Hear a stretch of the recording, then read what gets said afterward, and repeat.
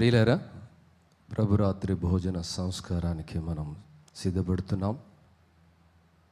How many of you know this is a legal agreement between you and your God?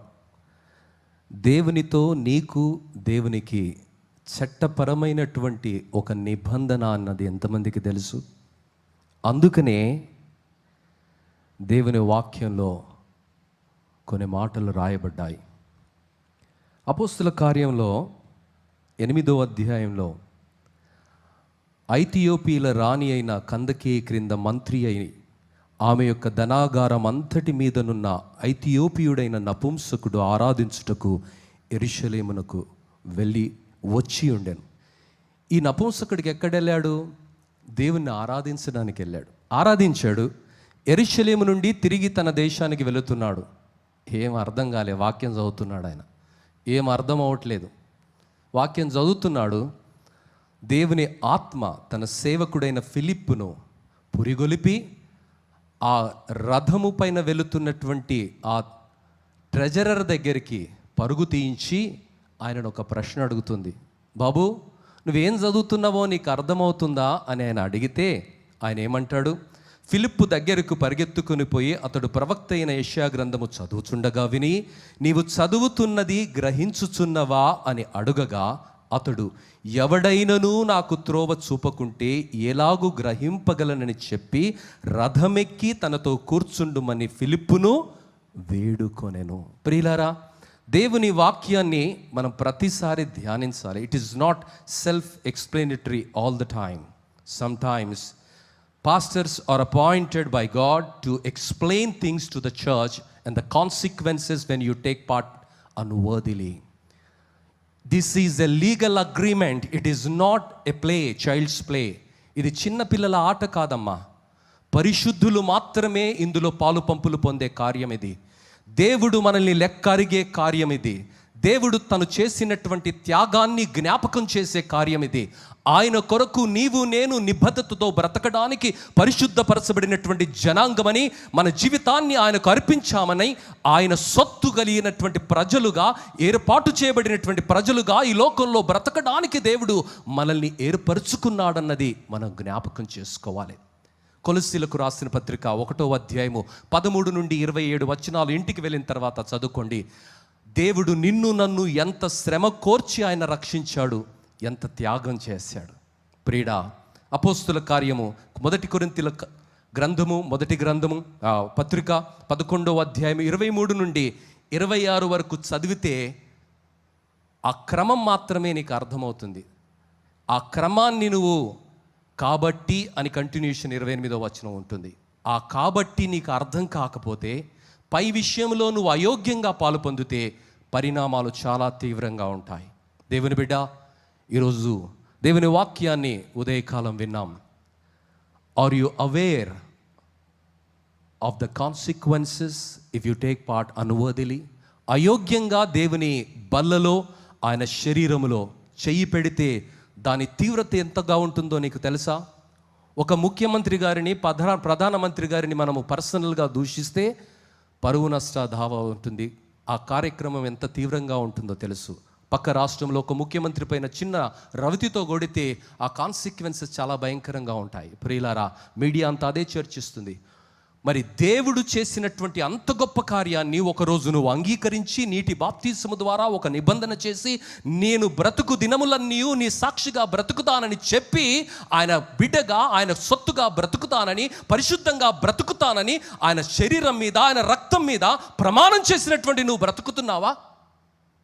దేవుని యొక్క రక్తాన్ని, దేవుని యొక్క శరీరాన్ని నువ్వు తాకుతున్నటువంటి వేళ, దానికి సాదృశ్యంగా ఉన్న వస్తువులను నువ్వు తాకుతున్నటువంటి వేళ అయోగ్యంగా నువ్వు ముడితే దేవుని యొక్క ఉగ్రతను నువ్వు తప్పించుకుంటావా? ఈరోజు కొంతమంది దానిని ఏ స్థాయికి దిగజార్చారంటే దాని విలువ తెలియని అయోమయమైన స్థితి. దేవుని బిడ్డ, మరి ఆ 4 వచనాలు చదవక మునుపు 5 వచనాలు నేను చదివి 4 వచనాలు చదువుతాను. ఆ తరువాత ఇందులో మనం పాలు పంపులు పొందుకుందాం.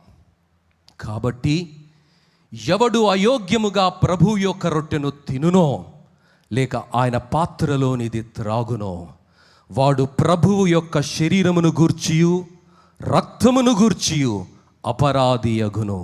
కాబట్టి ప్రతి మనుషుడు తన్ను తాను పరీక్షించుకోలేవలెను. అలాగూ చేసి ఆ రొట్టెను తిని ఆ పాత్రలోనిది త్రాగవలెను. ప్రభువు శరీరమని వివేచింపక తిని త్రాగువాడు తనకు శిక్ష విధి కలుగుటకే తిని త్రాగుచున్నాడు. ఇందువలననే మీలో అనేకులు బలహీనులను రోగులునై ఉన్నారు, చాలామంది నిద్రించుచున్నారు. అయితే మనలను మనమే విమర్శించుకొనిన ఎడల తీర్పు పొందక పోదుము. దేవుని బిడ్డ, ఇవి చాలా తీవ్రమైన మాటలు. ఆలోచిద్దాం, మనస్సాక్షిని పరిశీలన చేసుకుందాం. It is not a child's game. It is a legal agreement between you and your God. God is going to come with his kingdom. ఆయన తన వైభవంతో, తన రాజ్యముతో ఆయన రాబోతున్నాడు. అప్పుడు నీతో నాతో కలిసి ఆ విందులో ఆయన పాలు పంపకమునుపు ఈ తీవ్రమైన ఆజ్ఞను దేవుడిచ్చాడు. అయోగ్యంగా పాలు పంపుకోకూడదని, మనల్ని మనమే విమర్శించుకోవాలని దేవుని వాక్యం సెలవిస్తుండగా పరిశీలనాత్మకంగా యథార్థమైన మనస్సాక్షితో పాలు పంపులు పొందుకుందాం. నేను మీకు అప్పగించిన దానిని ప్రభువు వలన పొందితిని. ప్రభువైన యేసు తాను అప్పగింపబడిన రాత్రి ఒక రొట్టెను ఎత్తుకొని కృతజ్ఞతాస్తుతులు చెల్లించి దానిని విరిచి, ఇది మీ కొరకైన నా శరీరము, నన్ను జ్ఞాపకము చేసుకొనుటకై దీనిని చేయుడని చెప్పెను. ఆ ప్రకారమే భోజనమైన పిమ్మట ఆయన పాత్రను ఎత్తుకొని, ఈ పాత్ర నా రక్తము వలనైన క్రొత్త నిబంధన, మీరు దీనిలోనిది త్రాగునప్పుడెల్లా నన్ను జ్ఞాపకము చేసుకొనుటకై దీనిని చేయుడని చెప్పెను. మీరు ఈ రొట్టెను తిని ఈ పాత్రలోనిది త్రాగునప్పుడెల్లా ప్రభువు వచ్చు వరకు ఆయన మరణమును ప్రచురించెదరు. మరి అలాంటి స్థితిలో ఉంటే ధన్యత, లేదంటే పరిశీలించుకుందాం, హృదయాన్ని పరీక్షించుకుందాం.